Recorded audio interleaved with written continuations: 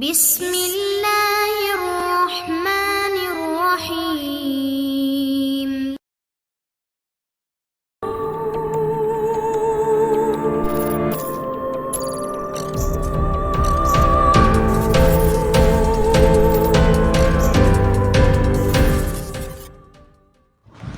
السلام علیکم دوستو، آصف نگری ناول بائی ایم اے راحت۔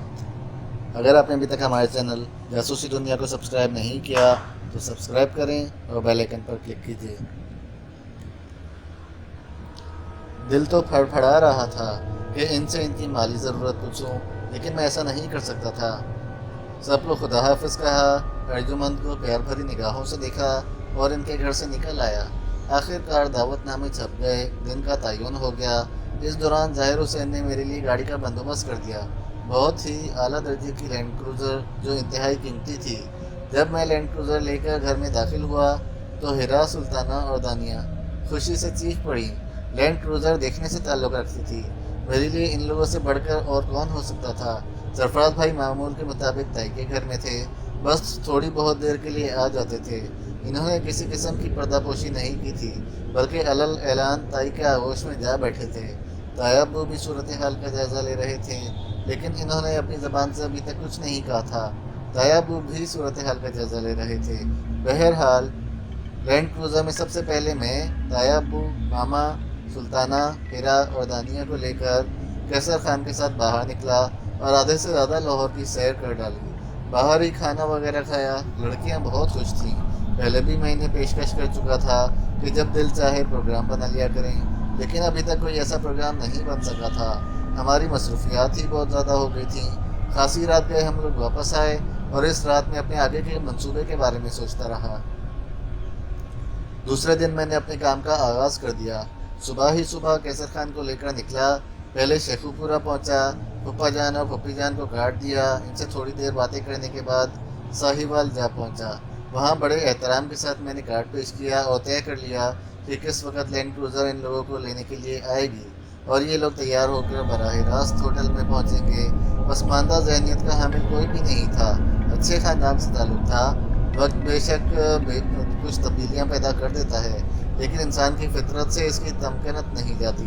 دادا ابو بھی اپنی جگہ بڑے مستحکم تھے اور پھپھا جان جمال الدین بھی۔ بہرحال میں نے کسی کو بھی یہ بات نہیں بتائی تھی کہ تقریب میں کون کون شریک ہو رہا ہے، نہ ہی مجھ سے پوچھا گیا تھا۔ سائرہ خانم تو جیسے پچھلے معاملات ہی بھول گئی تھی۔ انہیں شاید اندازہ ہو گیا تھا کہ شہاب ان کے مطلب کی چیز نہیں ہے، جبکہ انہوں نے بآسانی سرفراز بھائی کو ٹریپ کر لیا تھا۔ سرفراز بھائی پوری طرح ان کے چنگل میں پھنس گئے تھے۔ ابھی تک اس کوٹھی کے بارے میں پتہ نہیں چلا تھا جس میں سرفراز بھائی منتقل ہونے کا فیصلہ کر چکے تھے۔ تاہم ہم لوگوں نے طے کر لیا تھا کہ ہم کسی بھی قیمت پر تائی ابو کا گھر نہیں چھوڑیں گے۔ دادی اماں کی بھی یہی ہدایت تھی۔ میں نے تمام تیاریاں مکمل کر ڈالی تھیں۔ چنانچہ پروگرام کے مطابق میں نے تائی ابو، ماما، ہیرا، سلطانہ اور دانیہ کو ہوٹل پہنچایا۔ اس کے لیے میں نے تائی ابو کی کار استعمال کی تھی۔ کسی کو اس پر اعتراض نہیں ہوا تھا، چونکہ میں نے بتا دیا تھا کہ لینڈ کروزر کچھ اور مہمانوں کو لینے کے لیے گئی ہے۔ ان سب لوگوں کے ساتھ میں لاہور کے ایک شاندار ہوٹل میں پہنچ گیا، جہاں انتہائی خوبصورت ہال میں اس تقریب کا اہتمام کیا گیا تھا۔ بھائی جان ان انتظامات میں پیش تھے۔ سائرہ خانم تو اب جیسے بھائی جان کا سایہ بن چکی تھی، وہ بھی ان کے ساتھ ہی موجود تھی۔ وقت آہستہ آہستہ آگے بڑھتا رہا۔ بھائی جان تائی ابو سے بھی بہت اچھی طرح ملے اور انہیں خوش آمدید کہا۔ ادھر سائرہ خانم نے بھی نہ جانے کس دل سے باقی لوگوں کا استقبال کیا۔ مہمان آنے لگے، لیکن سب سے زیادہ دلچسپ اور دلکش منظر وہ تھا جب ساہیوال سے دادا ابو اور شیخو پورہ سے پھپھا جمال الدین بڑے کر و فر کے ساتھ ہوٹل پہنچے۔ بھائی جان بھی استقبال کرنے والوں کے ساتھ موجود تھے۔ ان لوگوں کو دیکھ کر دنگ رہ گئے۔ سب سے بری حالت سائرہ خانم کی ہوئی، جو اس قدر بوکھلائیں کہ استقبال کے لیے آگے بھی نہ بڑھ سکی، لیکن بھائی جان نے اپنے آپ کو سنبھالا دیا۔ بڑے پرخلوص طریقے سے وہ پھپھا جمال الدین اور دادا ابو ریاض حسین سے ملے اور انہیں بڑے احترام سے ان کی سیٹوں تک لے جایا گیا، جنہیں خاص طور سے میں نے اپنے مہمانوں کے لیے مخصوص کیا تھا۔ ہوٹل کے پارکنگ لاٹ پر زبردست سیکیورٹی کا انتظام کیا گیا تھا، کیونکہ تقریب میں شامل ہونے والے اتنے بڑے بڑے لوگ تھے کہ ان کے لیے ہر طرح کی سیکیورٹی فراہم کی گئی تھی۔ دیکھنے کے قابل تقریب تھی۔ تائی ابھی تک نہیں آئی تھیں۔ میں دانیہ اور ارجمن کے ساتھ استقبال کرنے والوں کی لائن میں کھڑا ہوا تھا۔ ارجمن اس وقت جو کچھ نظر آ رہی تھی اسے الفاظ میں بیان کرنا ممکن نہیں ہے۔ انتہائی خوبصورت شکل و صورت کی مالک تھی اور اس وقت اس نے انتہائی سلیقے سے جو قیمتی لباس استعمال کیا ہوا تھا۔ میں بار بار دردیدہ نگاہوں سے اسے دیکھنے لگتا تھا اور میرے ذہن میں نہ جانے کیا کیا تصورات امڑنے لگتے تھے، لیکن پھر میرے ذہن کو ایک شدید جھٹکا لگا۔ ایک بہت ہی اعلیٰ درجے کے BMW سے ایک ایسی شخصیت نیچے اتری جس کا خواب میں بھی تصور نہیں کیا جا سکتا تھا۔ ایک لمحے کے لیے میرا دماغ معاف ہو گیا۔ شکر تھا کہ دانیہ اور ارجمن نے میری اس کیفیت کو محسوس نہیں کیا تھا، جبکہ میں کچھ لمحے کے لیے دنیا و مافیہ کو بھول کر BMW سے اترنے والی شخصیت کو دیکھ رہا تھا۔ میری نگاہوں کو کوئی دھوکہ نہیں ہوا تھا، وہ سیفونہ ہی تھی، لیکن اس وقت وہ انتہائی جدید لباس، ماڈرن اسٹائل میں اپنے بال اور انتہائی خوبصورت میک اپ میں تھی۔ قیمتی BMW سے اس کے ساتھ 2 افراد اور اترے۔ ان میں ایک دراز قامت اور بھاری بدن والا شخص تھا جس کی عمر 50-55 سے کم نہیں ہوگی۔ دوسری ایک پروقار عورت تھی۔ یہ تینوں افراد کسی پروقار خاندان کے فرد معلوم ہوتے تھے۔ میری نگاہیں ان کا تعاقب کرتی رہیں۔ وہ آگے بڑھے اور ایک ساتھ مہمانوں کی نشستوں پر بیٹھ گئے۔ میں مسلسل سیفونہ کا جائزہ لے رہا تھا۔ میں نے اسے بہت اچھی طرح دیکھا تھا اور وہ میرے ذہن پر نقش تھی۔ چہروں میں مماثلت ہو جاتی ہے، لیکن اتنی مماثلت یقین نہیں آتا تھا کہ وہ سیفونہ کے علاوہ کوئی اور ہے۔ پھر نگہت آنٹی نے مجھے کسی بات پر مخاطب کیا اور میں ان کی طرف متوجہ ہو گیا۔ میں ان سے باتیں کر رہا تھا، لیکن انتہائی محتاط انداز میں سیفونہ اور اس کے ساتھ موجود افراد کو بھی دیکھتا جا رہا تھا۔ مہمان کافی تعداد میں جمع ہو گئے تھے اور پھر اچانک ہی کچھ ہنگامہ سا اٹھا۔ لوگ اٹھ کر پارکنگ لاٹ کی طرف جانے لگے۔ میں نے نگاہیں اٹھا کر دیکھا تو طاہرہ خانم کی بلیک لینڈ کروزر نظر آئی۔ کئی بڑی حیثیت کے لوگ آگے بڑھ کر لینڈ کروزر کا دروازہ کھول رہے تھے۔ لینڈ کروزر کے ڈرائیور کو ایک طرف ہٹا دیا گیا تھا۔ پھر طاہرہ خانم لینڈ کروزر سے برآمد ہوئیں۔ انہوں نے بہت ہی قیمتی سفید سلک کا چوگا نما لباس پہنا ہوا تھا اور اس میں کوئی شک نہیں تھا کہ اس وقت وہ بہت ہی پروقار نظر آ رہی تھی۔ ان کی چال میں ایک خاص تمکنت تھی۔ بے شمار لوگ ان کے آگے پیچھے چل رہے تھے اور وہ مہمانوں کے درمیان میں تھیں۔ ہر شخص اپنی جگہ سے کھڑا ہو گیا تھا۔ طیب ابو اور ان کی فیملی اسی طرح بیٹھی رہی۔ ارجمن کھڑی ہوئی تو میں نے اسے بھی بیٹھنے کے لیے کہا اور اس نے اس طرح میرے حکم کی تعمیل کی جیسے آواز اس کے لیے میری سب سے بڑی حیثیت رکھتی ہو۔ دادا ابو وغیرہ بھی بیٹھے رہے تھے۔ بہت سے لوگوں نے ان لوگوں کو عجیب سی نگاہوں سے دیکھا اور ان کے بارے میں چہمگاہیاں کرنے لگے۔ میں نے اچھی طرح محسوس کر لیا تھا کہ یہاں موجود لوگ وہ بڑی حیثیت کے حامل ہیں، لیکن وہ طاہرہ خانم کی پوجا کرتے ہیں۔ طاہرہ خانم ایک عظیم ملک کی طرح آگے بڑھی اور انہیں سہارا دے کر اسٹیج پر چڑھایا گیا۔ وہ اسٹیج پر جا بیٹھی۔ ان کے آس پاس کسی نے بیٹھنے کی کوشش نہیں کی تھی۔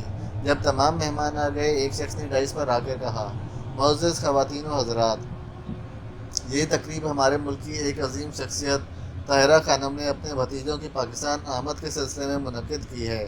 سرفراز احمد اور شہاب احمد، جنہوں نے بحرین میں زندگی گزاری اور وہاں سے پاکستان منتقل ہوئے۔ ان کے والد امتیاز احمد خان صاحب وفات پا چکے ہیں۔ میں طاہرہ خانم کے حکم پر سرفراز احمد اور شہاب احمد کو دعوت دینا چاہتا ہوں کہ وہ یہاں تشریف لائیں تاکہ طاہرہ خانم لوگوں سے اپنے بھتیجوں کا تعارف کرا سکیں۔ میں اپنی جگہ سے اٹھ گیا۔ بھائی جان بھی ساتھ ہی چل پڑے۔ میں نے دیکھا کہ سائرہ بھی بھائی جان کے ساتھ ساتھ ہی اسٹیج پر پہنچی ہے۔ ہم لوگ طاہرہ خانم کے دائیں بائیں بیٹھ گئے۔ کچھ لمحوں کے بعد طاہرہ خانم اپنی جگہ سے اٹھ کھڑی ہوئیں اور انہوں نے ڈائس پر پہنچ کر کہا، اپنے معزز دوستوں اور کرم فرماؤں کا شکریہ ادا کرتی ہوں کہ میری دعوت پر اپنے قیمتی وقت میں سے تھوڑا سا وقت نکال کر تشریف لائے۔ جیسا کہ آپ کو بتایا گیا ہے کہ سرفراز اور شہاب میرے بھتیجے بلکہ میرے بچے ہیں۔ ان کے اثاثوں کی تھوڑی سی تفصیل ابھی میرا ایک آدمی آپ کو بتائے گا۔ یہ ابھی بچے ہیں، انہیں تجربہ کار حضرات کی تعاون کی ضرورت ہے اور میں پورے بھروسے اور امید کے ساتھ یہ کہہ سکتی ہوں کہ مجھ سے محبت کرنے والے ان سے بھرپور تعاون کریں گے۔ شکریہ۔ یہ کہہ کر وہ واپس اپنی جگہ جا بیٹھی اور پھر بڑی تفصیل سے ہمارے بارے میں بتایا جانے لگا۔ ہر چیز کا تذکرہ کیا گیا اور اس سے یہ اندازہ بھی ہوتا تھا کہ طاہرہ خانم کے علم میں ہمارے اثاثوں کی مکمل تفصیل آ چکی ہے۔ میں نے دل ہی دل میں سوچا کہ بھلا اس کے بعد طاہرہ خانم ہمارا ساتھ کیسے چھوڑ سکتی ہیں؟ سرفراز بھائی کی حرکتوں سے اندازہ ہو رہا تھا کہ وہ بھی اب طاہرہ خانم کے پجاریوں میں شامل ہو چکے ہیں۔ یہ ساری باتیں اپنی جگہ تھیں، پر میرا تجسس برقرار تھا۔ اس دوران میں نے بار بار سیفونہ کی طرف دیکھا، لیکن ایک بار بھی اسے خاص طور پر اپنی طرف متوجہ نہیں پایا تھا۔ میرے دل و دماغ میں شدید ہلچل مچی ہوئی تھی۔ یہ سیفونہ ہی تھی یا اس کی کوئی ہم شکل؟ لیکن دل اندر سے کہہ رہا تھا کہ کوئی نہ کوئی گڑبڑ ضرور ہے۔ تائی جیسی خوفناک شخصیت جو کچھ نہ کر ڈالے کم ہے۔ سیفونہ کو ممکن ہے اس شکل میں تائی نے ہی بلایا ہو، اور پھر سیفونہ کا تو نام لینا ہی بیکار تھا، اس کے روپ میں یہ گونی ہی ہو سکتی تھی۔ تقریب جاری رہی۔ اس تفصیل کے بعد مہمان آپس میں گھل مل گئے۔ تقریباً 6 یا 7 افراد سے طاہرہ خانم نے ہم لوگوں کا تعارف کرایا، اور اس کے بعد ایک پراسرار خاندان کی باری بھی آ گئی۔ ادھیڑ عمر شخص سیفونہ اور اپنی ساتھی عورت کے ساتھ طاہرہ خانم کے پاس پہنچا، اور طاہرہ خانم نے اس سے ہاتھ ملایا، اور پھر خاص طور سے میری طرف متوجہ ہو کر کہا، ان سے ملو صاحب، یہ ارشام صاحب ہیں، باہر سے آئے ہیں۔ یہ ان کی صاحبزادی سنیر اور یہ ان کی مسز ہیں۔ بڑا مختصر سا خاندان ہے، لیکن یوں سمجھ لو کہ تمہارے ساتھ ہی یہ یہاں پاکستان میں اپنی کاروباری زندگی کا آغاز کرنا چاہتے ہیں۔ بزنس کا ہی خیال ہے ان کے دل میں۔ اچھا ہے، تمہارے ساتھ تعاون رہے گا۔ ایک اور صاحب تائی کی جانب متوجہ ہوئے اور انہوں نے جھک کر ان کو تعظیم دی۔ تائی ان کی طرف متوجہ ہو گئی۔ ادھر ارشام صاحب نے مجھ سے کہا، آپ بہت خوش نصیب ہیں شہاب صاحب کہ ایک اتنی بڑی شخصیت کا عزیز ہیں۔ اگر کسی کو دانی سرکار کا قرب حاصل ہو جائے تو پھر اس کی خوش نصیبی کا ٹھکانہ ہی کیا۔ آپ کہاں سے تشریف لائے ہیں ارشام صاحب؟ میں نے سوال کیا۔ بس آپ یہ سمجھ لیں کہ دنیا گردوں بہت سے ممالک گھومے ہیں، کوئی ایک ٹھکانہ نہیں ہے جس کے بارے میں آپ کو بتاؤں۔ اپنے پورے خاندان کے ساتھ آپ دنیا گردی کرتے ہیں؟ میں نے چپتا ہوا سوال کیا۔ میں نے محسوس کیا کہ ارشام صاحب کے چہرے پر ہلکی سی گھبراہٹ ہے۔ فوراً ہی ان کی بیٹی سنیر یعنی گونی جیسی بیٹی سیفونہ نے ارشام صاحب کو سنبھالا دیا۔ ڈیڈی بہت مختلف مزاج کے انسان ہیں۔ بس یوں سمجھ لیجئے کہ ہمارے پاس بے پناہ دولت ہے، اور ہم ملک نگر نگر گھومتے ہوئے زندگی گزارتے ہیں۔ اس کی آواز بے حد دلکش تھی، اور انداز میں بھی دلکشی تھی۔ میں ان سے باتیں کرتا رہا۔ ارشام صاحب نے کہا، آپ اگر میرے گھر تشریف لائیں گے تو مجھے دلی خوشی ہوگی۔ آپ مجھے اپنے گھر کا پتہ دے دیجیے گا۔ ہاں کیوں نہیں۔ اصل میں ہم نے ایک انتہائی پرفضا مقام پر گھر بنایا ہوا ہے۔ آپ کو وہ علاقہ ذرا عجیب سا لگے گا، لیکن ہے بہت ہی حسین۔ یہ میرا پتہ ہے۔ ارشام صاحب نے جیب سے اپنا کارڈ نکال کر مجھے دیا۔ میں اس کارڈ پر لکھی تحریر کو پڑھنے لگا۔ کوئی خاص بات نہیں تھی، بس ارشام لکھا ہوا تھا اور اس کے ساتھ ہی پتہ درج تھا۔ کافی دیر تک میں ان کے قریب رہا۔ میں نے سیفونہ کو غور سے دیکھا، اور اس میں کوئی شک نہیں تھا کہ انتہائی پرکشش لگ رہی تھی۔ اس کی آنکھوں میں ایک خاص کشش تھی، لیکن چونکہ میرے علم میں یہ چہرہ دوسری حیثیت رکھتا تھا، اس لیے میرے ذہن پر اثر انداز نہیں ہو سکتا تھا۔ ویسے بھی اب ارجمن کے سوا میرے ذہن میں کسی اور کی گنجائش نہیں تھی۔ میں نے زیادہ تر وقت انہی لوگوں کے ساتھ گزارا تھا، جبکہ سارا سرفراز بھائی کے ساتھ بیٹھی تھی، اور اس بات پر سلطانہ اور ہیرا نے کئی بار منہ بھی بنایا تھا۔ ویسے تو سب ٹھیک ہے، لیکن یہ سائرہ جس طرح چھچور پن کا مظاہرہ کر رہی ہے، یہ اچھی بات نہیں ہے۔ البتہ ہمیں حیرت سرفراز بھائی پر ہے، وہ اس کے چھچور پن کو کس طرح برداشت کر رہے ہیں۔ میں نے ان کی باتوں پر کوئی تبصرہ نہیں کیا۔ ماما بھی بیچاری بس خاموش بیٹھی ہوئی تھیں۔ ادھر تایا ابو بھی خاموش بیٹھے ہوئے تھے۔ البتہ جمال الدین صاحب خاصے اچھے انداز میں ان لوگوں سے بات کر رہے تھے۔ میں نے موقع ملتے ہی تایا ابو سے کہا، تایا ابو، آپ دیکھ رہے ہیں تائی جان نے بھی ابھی تک ان لوگوں کی جانب رخ نہیں کیا۔ وہ اپنے غرور میں ڈوبی ہوئی ہیں، اور یوں لگتا ہے جیسے یہ بات یاد بھی نہ رہا ہو کہ ہم لوگوں سے بھی ان کا کوئی رشتہ ہے۔ اس بات کو سبھی محسوس کر رہے ہیں۔ تایا ابو، آپ سے ایک اجازت لینا چاہتا ہوں۔ ہاں بولو، کیا بات ہے؟ تایا ابو، کیا آپ ان لوگوں کو میرے کہنے پر اپنے گھر آنے کی دعوت نہیں دیں گے؟